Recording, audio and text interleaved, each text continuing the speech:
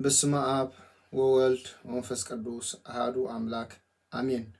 በክርስቶስ ክርስቲያን በወልድ ውሉዳን መንፈስ ቅዱስ መንፈሳውያን መፍቀርተና እመቤታችን ናይደና ቅድስት ድንግል ማርያም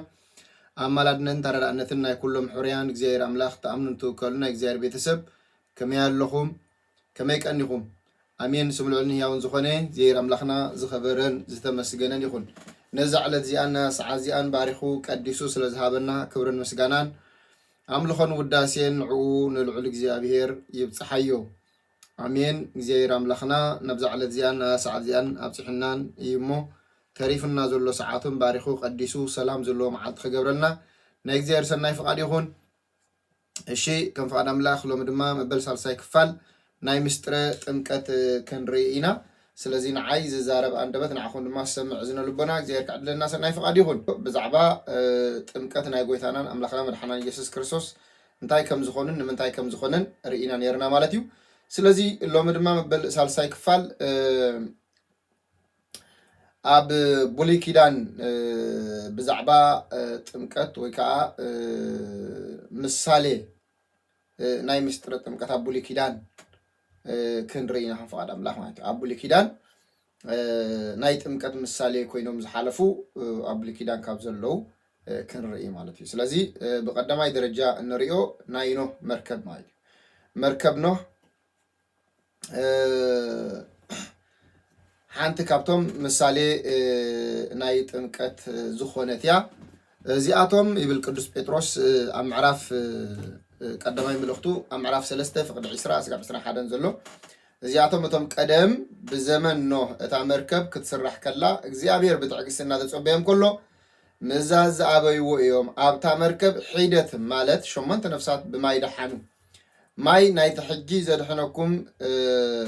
ጥምቀት ምልክት እዩ ምባል ቅዱስ ጴጥሮስ ኣብ ቀዳማይ መልእኽቱ ምዕራፍ 3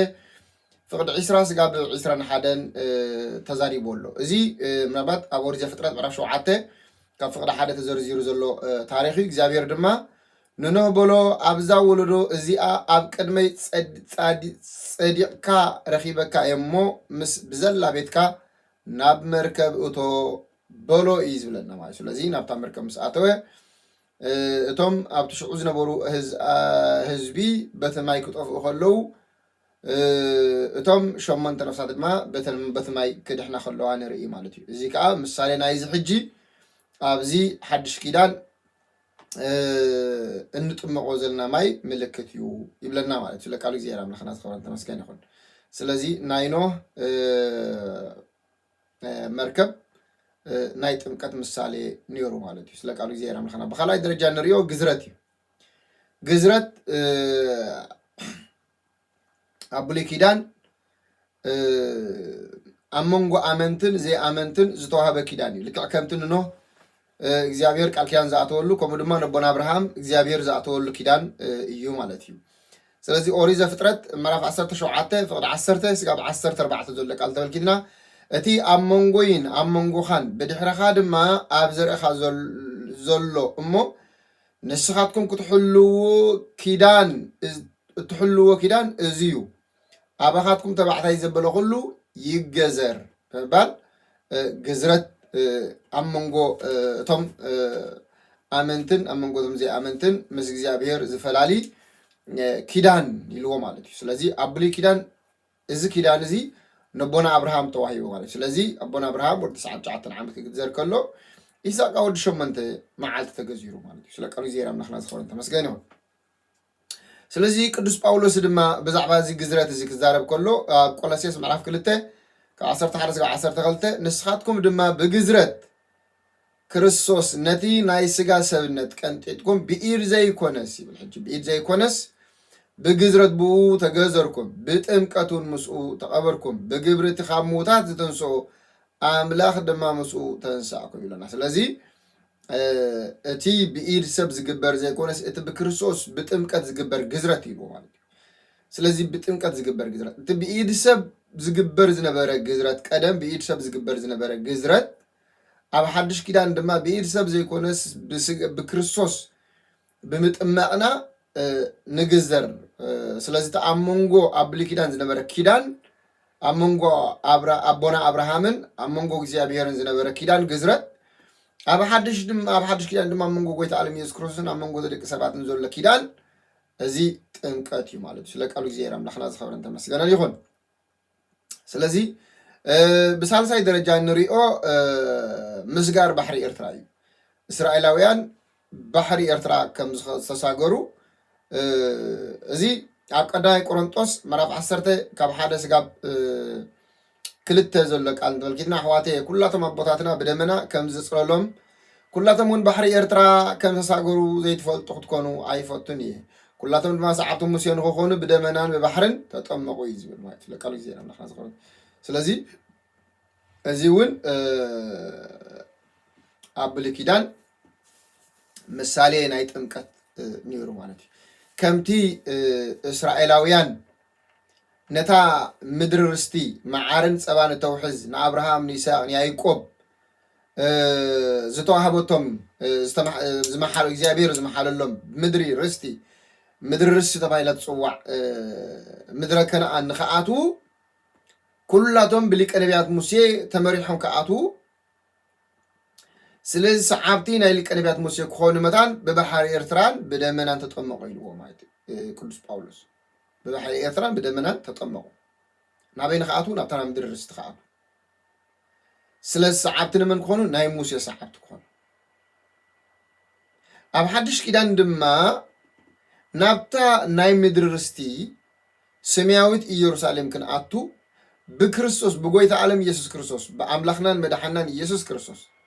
تمريحنا كن أتوس لازق بعنا سعابتنا كريستوس كن بحال لومي تاين جبري بعنا ما يدي بتمكت كنت معي بعنا بما كنت معي بعنا مالتي سلازي نزي قدوس باولوس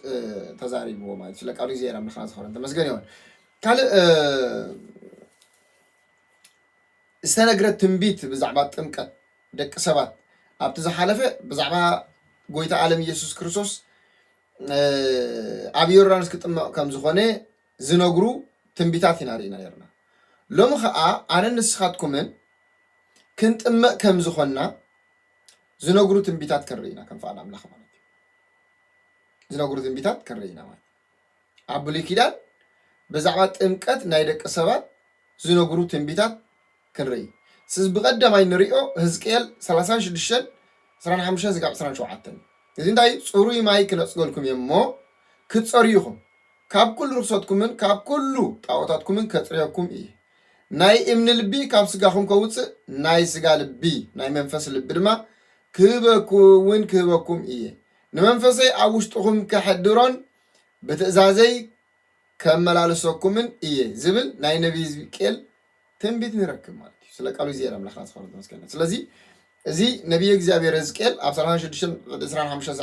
ጽሒፍዎ ዘሎ ኣብዚ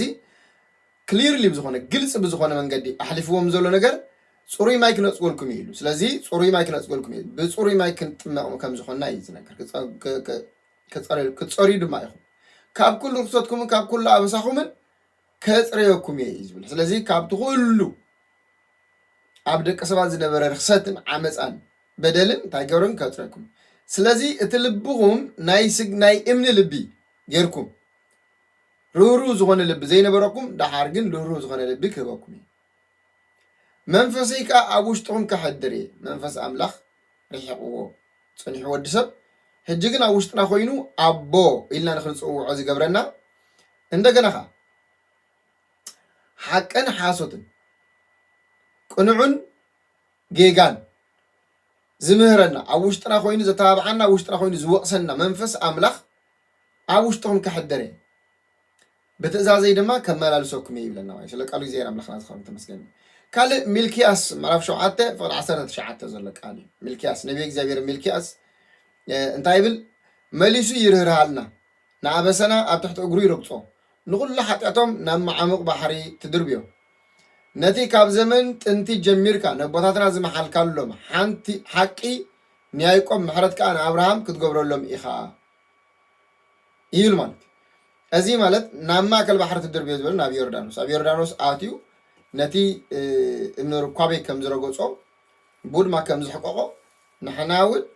أتي محرت نابراهام نيساق يايكوب زي محل كالو محلي محلا كتفتس ملنا يخاب بال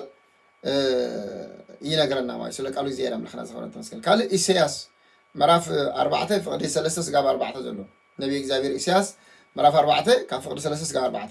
إكزابير بمنفس فردن بمنفس مدحانن غيرو نرخصت أوالد إيون مسحات أبه دم يروسالم دما كان مأكل مس أسرع أبسين اتحاد جن أبي يروسالم زترفن نفس وكف أبي يروسالم مسهياوان التصحفة قدوسيو زبهالو جزيه كخون إيو يبل سلك قالوا زي رب لخنا تلازم بمنفس فردن بمنفس صدقن منفس مدحان سلازي بمنفس قدوس مستأمقه مسأري مستحاصبه دقيم مسياوان سمو مسياوان قوصاري سلازي انتا إنا إلنا يرنا تمكت ناي منجس سميات ناي أف دقي جماري ناي منجس متوي أف دقي سلازي صحفات كنكون كاب سلاسي ولدنا رخيبنا ولدات كويننا سمنا أمس حفي وتكت صحف زقبر حادي مالي سلازي زي أقدمو النبي إسياس استنبيت بيتي مالي قال إرمياس سلام سلستن فقد شمنت أنا خاب كلتي زبدلني أبوسهم كتر يومي زبدلون بوخا كواي زعلولون أبوسهم يغرق بلولهم يهيلو مالي سلازي كتر يومي حاسبومي زبلو قالاتنا نوريهم زلنا مالي سلازي بماي مصعب بماي مصراي بماي مطمع كم زخوني ينغرنا مالي قال مزمور داوود مزمور 51 كفقره حدث كفقره خلص شوعته زل قالتنا من تكصرس بسم ذات نصغني كابرك تصعدخ حصبني له مالك سلا قالو يزي يرام لخنا خبرن تمسكن يكون سلازي اتم انتاي ابن بلزلنا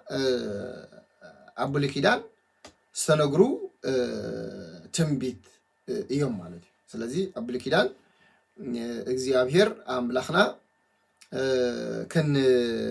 ጥምቅ ከምዃና ብጥምቀት ከዓ ህያዋን ክንከውን ከምዝኾንና ከጽሬና ከምዝኾን እግዚአብሔር አምላኽና ዝተነበዮም ትንቢታት የሜ ስለ ቃሉ እግዚአብሔር አምላኽና ዝኸበረን ዝተመስገነን ይኹን ስለዚ ትንቢቱ ከዓ ዝፍጸም እንበር ዝተርፍ አይኮነን በግዚኡ ዝፍጸም ማለት ኣብ ሰዓቱ ኣብ ግዚኡ ዝፍጸም እዩ ስለዚህ ትንቢት እዚ ድማ ተፈጽሞ ማለት ቃል ምሳሌ ጥምቀት አመንጎ ክልተ ኪዳናት ዝብል ክንሪኦ ድልየ ዘሎ ምሳሌ ናይ ጥምቀት አመንጎ ክልተ ኪዳናት ንኣብነት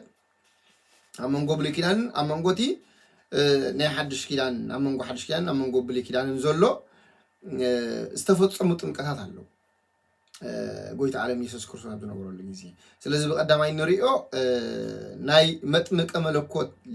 ቅዱስ ዮሐንስ ጥምቀት ማለት ነው ኣብ ሉቃስ ወንጌል ምዕራፍ 3 ፍቅር 3 ዘሎ ቃል ንሱ ድማ ጥምቀት ንንስሓን ሕድገት ሓጢያት እናሰበኸ ኣብ ኩሉ ወሰን ዮርዳኖስ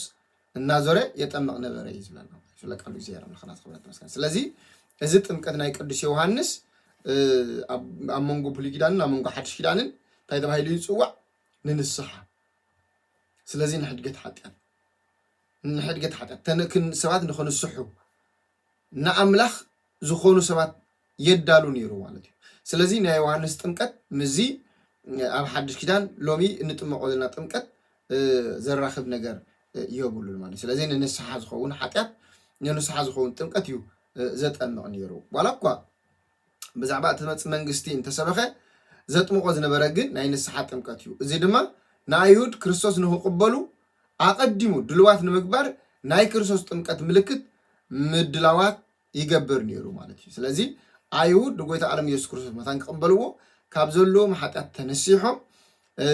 መንግስተ ሰማያት ትመጻላ ብድሕረይ ዝመጽእ በማይን በሐውን ከጠምቆኩም ይናበለ ይሰብኩም ነይሩ ማለት እዩ ስለዚህ ካብ ኩል ከይግብሩም እቶም ነቶም ወተሃደራት كيمرمرو كي أسرو نتوم تقبل تقرطون لعلعهم كي يجبروا نابله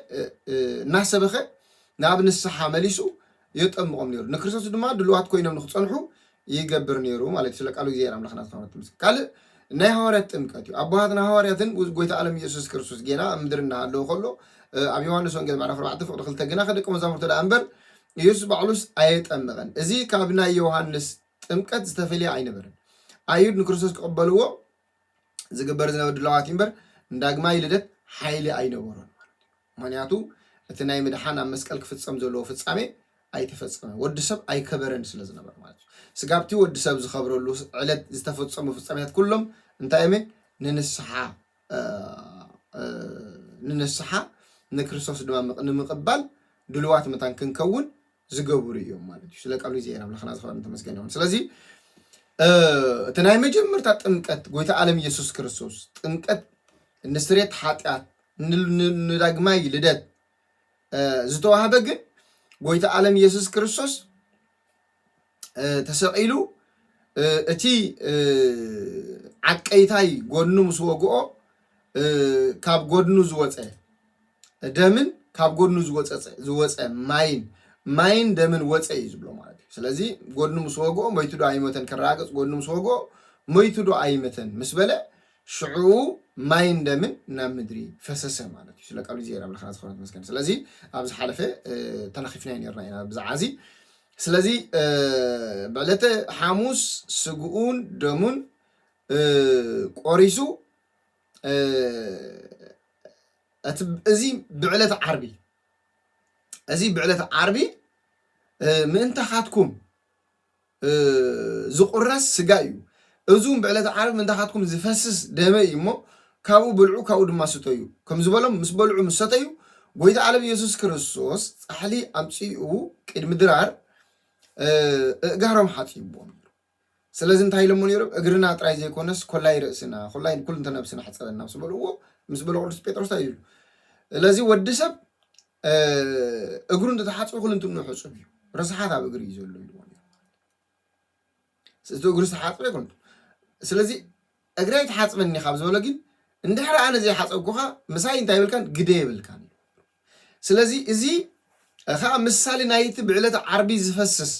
ደም እዩ ማለት ዝፈስስ ማይ እዩ ማለት እዩ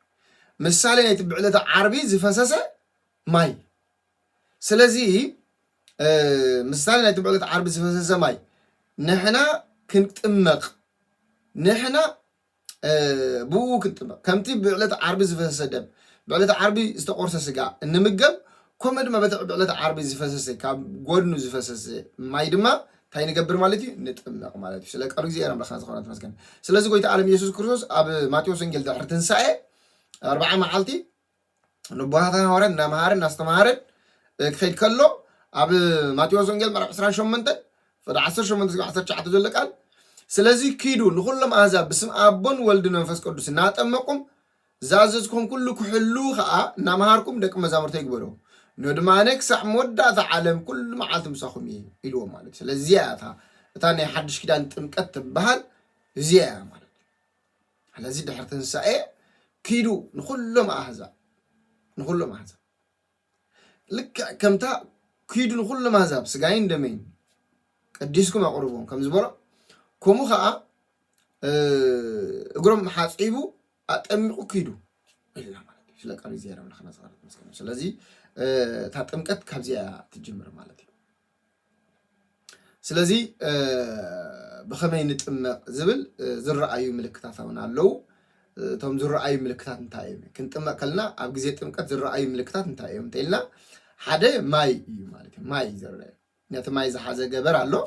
ስለዚ ኣብቲ ገበር ከዓ ማይ ንገብረሉ ማለት እዩ ስለዚ ማይ ኣሎ ጸሎት ካሉ ቅባ ቅዱስን ቅባ ሜሮንን ካሉ እዚ መስቀል ካሉ ማለት እቲ ካህን ካሉ ማለት ስለዚ እዚኦም ኩሎም እንሪኦም እዮም ዝረኣዩ ክፍጸም ከሎ እንሪኦም እዮም ማለት ስለ ቃሉ ዜና ኣምላኽና ዝኾነ ተመስገን ስለዚ ዘይረአ ከዓ መንፈስ ቅዱስ ኣሎ ማለት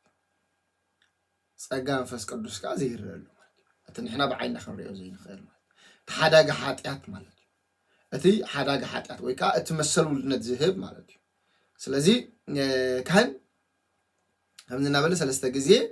አማ የጥሕልና ማለት ወይቃ የጠምቀና ማለት አጠምቀከ በአብ አጠምቀከ በወልድ አጠምቀከ በመንፈስ ቅዱስ እና በለ በአቦ የጠምቀከ አለሁ በመንፈስ ቅዱስን የጠምቀከ አለሁ በወልዱን የጠምቀከ አለሁ እና በለ ናማ የጥሕልና ናብትማ የጥሕልና በአብ በወልድ በመንፈስ ቅዱስ ታይገብረከ አለሁ የጠምቀከ አለሁ እና በለ ምክንያቱ ትእዛዝ እንታይ ዝብል ኪዱ ብስም አብ ወልድ መንፈስ ቅዱስ ናጠመቁም ታይግብሮ ደቅ መዛሙርት ይግብሩ ስለዚህ ደቅ መዛሙርት ናይ ክርስቶስ ካብተን አባጊዕ ናይ ክርስቶስ ሓደ ኮይኑ ንኽቁፀር ብስም አብ ብስም ወልድ ብስም መንፈስ ቅዱስ የጠምቀከ አለሁ እና በለ እቲ ካህን የጠምቆ ማለት እዩ ስለ ቃሉ እግዚአብሔር አምላኽና ዝኸበረን ዝተመስገነን ይኹን ስለ ሰማዕኩምኒ ኣብ ትገብሮ ጸሎት እግዚአብሔር ጽኒሉ ይስማዕኩም ስብሃት ለእግዚአብሔር ለወላዲት ድንግል ለመስቀሉ ክብር ተአኮት ወይሰባህ ስሙ ለእግዚአብሔር አምላክነ ወትሮ በኩሉ ጊዜ ወበኩሉ ሰዓት አሜን።